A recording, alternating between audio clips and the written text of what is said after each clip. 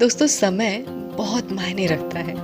यदि हम आज इसे बर्बाद करते हैं तो वो एक दिन भी दूर नहीं जब ये हमें बर्बाद कर देता है।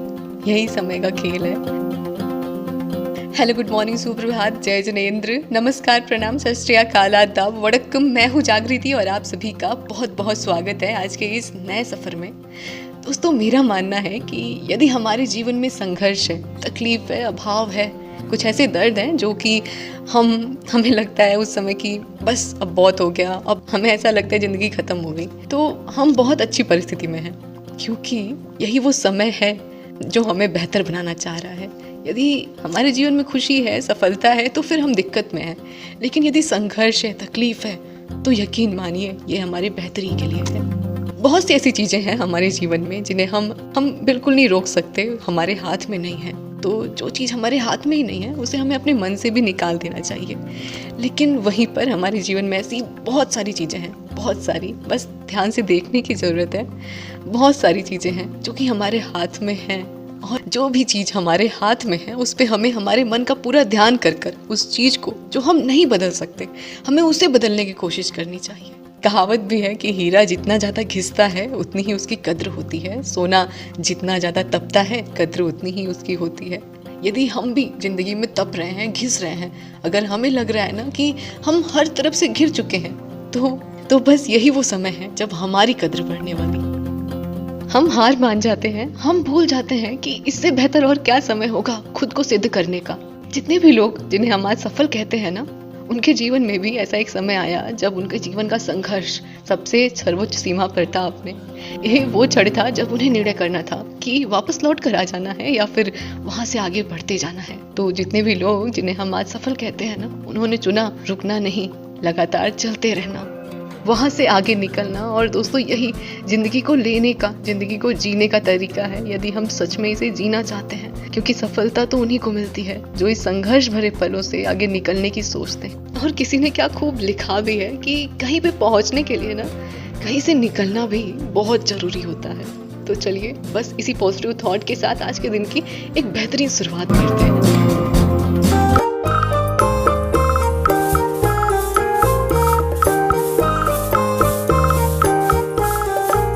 हेलो, कैसा है हमारा पूरा परिवार? बड़ों को प्रणाम, सादर चढ़ी स्पष्ट, छोटों को ढेर सारा प्यार। आशा करती हूँ हमारा पूरा परिवार काफी स्वस्थ है और अपना खूब सारा ख्याल रख रहा है और हमेशा पॉजिटिव है अपनी जिंदगी के प्रति।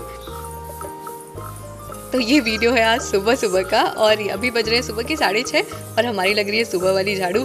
आज हमें बाल धोना है, आदू को कॉलेज भी नहीं जाना है, तो हमारे पास अच्छा खासा समय था साफ सफाई के लिए। आज मम्मी को डॉक्टर के पास जाना है अपने को दिखाने के लिए, तो हमने सोचा पहले झाड़ू लगा लेते हैं, हर जगह की साफ़ सफाई कर लेते हैं और फिर नहा लेते हैं। इसके बाद आज के किचन का शुभारंभ करते हैं। तो नीचे की सफाई हो चुकी है, हमारे कमरे की सफाई, सीढ़ी का सफाई रह गया बस, और यहाँ पर अभी जो सामने वाला भाग है हमारे किचन का, वहाँ की झाड़ू लग रही है। वैसे तो अभी कुछ दिन पहले हमने पूरी छत पर झाड़ू मारा था और सब साफ ही है। अभी को धूप भी बहुत तेज हो गई है। आज सुबह जब हम आए थे ना छत पर, तो ठंडी लग रही थी और लग रहा था कि हाँ ठंडियाँ शुरू हो गई हैं, लेकिन अभी को फिर से गर्मी लगने लगी। और ये हम तुलसी पत्ता और पारिजाता की पत्ती लेने आए थे, मम्मी को काढ़ा बनाने जा रहे हैं। हमें एक कमेंट आया था दीदी का कि पारिजाता की पत्ती और तुलसी का पत्ता ना डाल करके काढ़ा बनाने से ना कमर के दर्द में और शरीर के दर्द में बहुत फ़ायदा होता है। तो बस यहाँ पर हमने काली मिर्च को थोड़ा सा दरदरा कूट लिया है और गुड़ डाल दिया है, पानी डाल दिया है और पत्तियाँ, लौंग, इलायची, अदरक सब कूट करके डाल दिया है। और मम्मी भी तैयार हो गई हैं और हमारा खाना बनने जा रहा है। हम तो जा रहे थे नहाने के लिए, लेकिन अचानक से ही मम्मी तैयार हो गई, क्योंकि नंबर ना पापा सुबह ही फ़ोन से लगा दिए थे और वहाँ पर पहले ही मम्मी का नंबर आ जाना था, तो इसीलिए जल्दी जल्दी मम्मी भी तैयार हो गई। अभी तक कमर का जो दर्द था वो मम्मी का आराम नहीं हुआ है। उस दिन गई थी डॉक्टर को दिखाने के लिए, लेकिन वहाँ पर डॉक्टर ने एक्सरे करने को कहा था, लेकिन वहाँ पर जो एक्सरे मशीन है वो ख़राब हो गया था, तो वापस आ गई घर पे और बस आँख को ही दिखाया उन्होंने डॉक्टर को। उस दिन नहीं दिखा पाई थी, तो आज अभी को जा रही हैं। और इधर भी मम्मी इतनी सारी दवाइयाँ ले रही हैं, तो जितनी भी दवाइयाँ थी उनकी आँख की दवाई और फिर इसके पहले भी जो उनकी दवाई चल रही थी, सारी दवाइयों को ले लिया है ताकि डॉक्टर को दिखा ले, ऐसे सही रहेगा, नहीं तो फिर दवाई रिएक्शन भी कर जाती है बहुत सारी।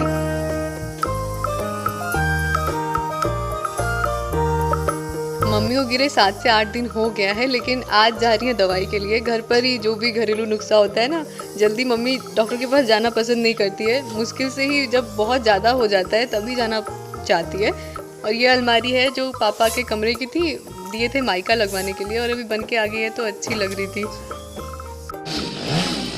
जल्दी जल्दी में मम्मी ने कुछ खाया भी नहीं है, बहुत घबराने लगते कहीं जाना होता है तो ख़ास तौर से।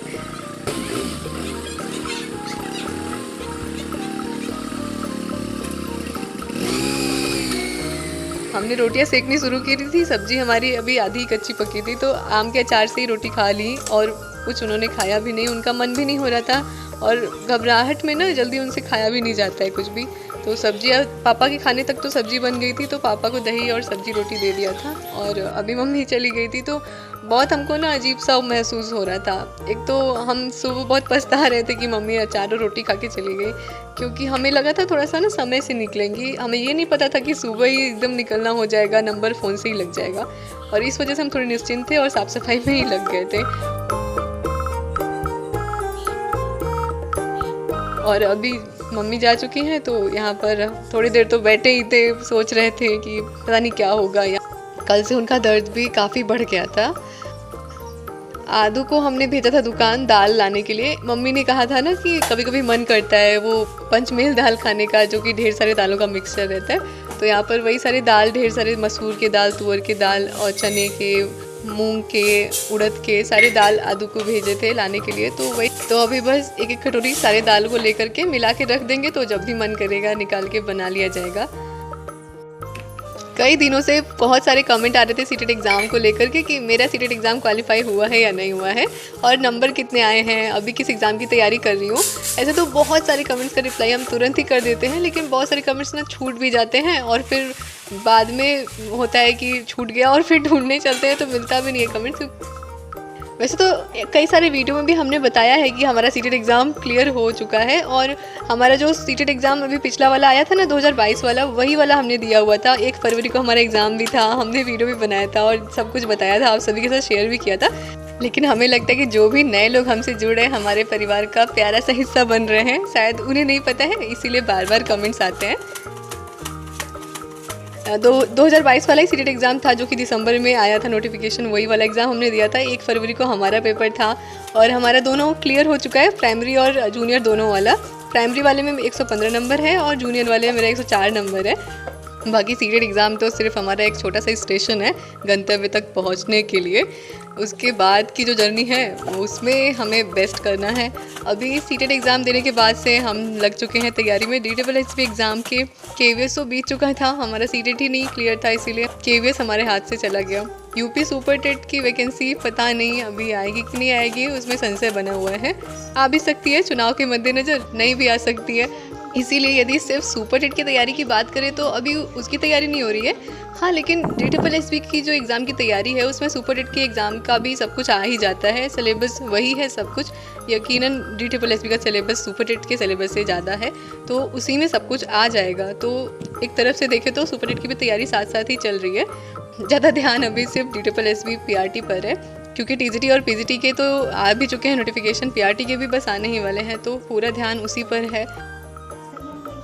बाकी अभी मम्मी आ चुकी हैं, हमारा काम नहीं ख़त्म हुआ था, मम्मी आ गई थी क्योंकि जल्दी गई थी और नंबर पहले ही था तो आ गई। और डॉक्टर ने बोला है ना पानी गर्म करके सेकने के लिए, जहाँ पर रीढ़ की हड्डी में उनको चोट लगा है नीचे की तरफ में, वहाँ पर। साथ ही साथ अब मम्मी पीढ़े पे या कुर्सी पर ऐसे नहीं बैठ सकती हैं, उन्हें ना मुलायम चीज़ों पर बैठना है, जैसे गद्दे जैसी चीज़ों पर, और ताकि उनके जो रीढ़ की हड्डी है ना उस पर कोई प्रभाव ना पड़े, ऐसे झुक करके थोड़ा सा ना मतलब घूम करके बैठने को।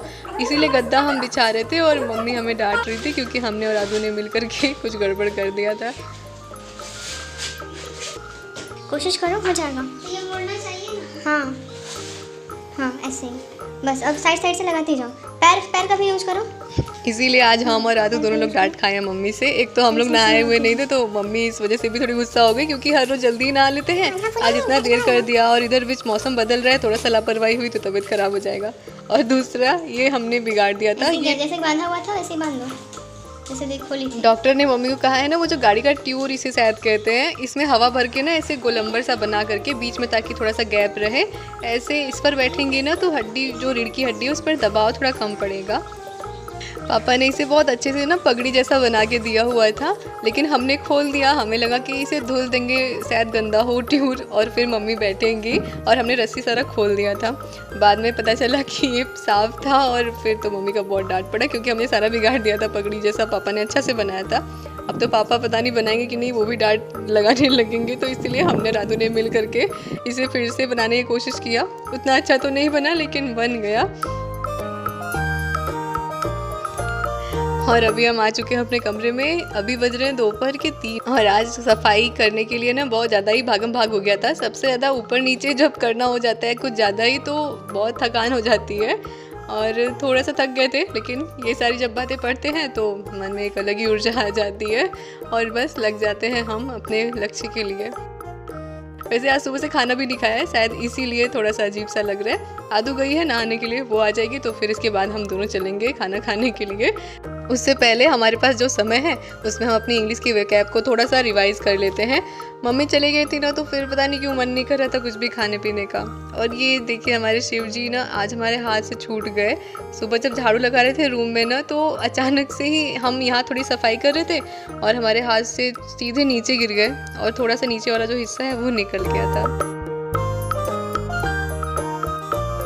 हर दिन हमारे लिए एक जैसा नहीं होता है, और हर दिन का टाइम टेबल भी फिक्स नहीं रहता है, क्योंकि हर दिन अलग हो जाता है, और हर दिन पढ़ाई भी नहीं हो पाती है देखे तो यदि। और इसीलिए जो भी समय मिलता है ना, उसका भरपूर इस्तेमाल करना ही अच्छा है, क्योंकि पता नहीं आज तो इतना समय मिल जा रहा है, कल मिले या ना मिले, यही सोच करके। और आज सुबह से ही बहुत ज़्यादा बाल झड़ रहे थे। आज बाल धोते समय बहुत बाल गिरे। अब मैंने सोचा है ना कि जो डॉक्टर के यहाँ से दवाई लेकर के आया है ना, वो अब नहीं करेंगे, क्योंकि जब से डॉक्टर वाली दवाई, शैम्पू, तेल का इस्तेमाल कर रहे हैं ना, तब से और भी ज़्यादा बाल गिरने लग रहे हैं। इससे अच्छा तो पहले ही था, जब हम प्याज का तेल लगा रहे थे, प्याज का रस लगा रहे थे, उससे हमारे बाल काफ़ी अच्छे थे, इतने जड़ भी नहीं रहे थे। आज बहुत ज़्यादा बाल झड़े हैं, एक बार कोरोना आ गया। फिलहाल अब आ गया समय आप सभी से विदा लेने का। पता ही नहीं चलता है बातें कब शुरू होती हैं, कब ख़त्म हो जाती हैं।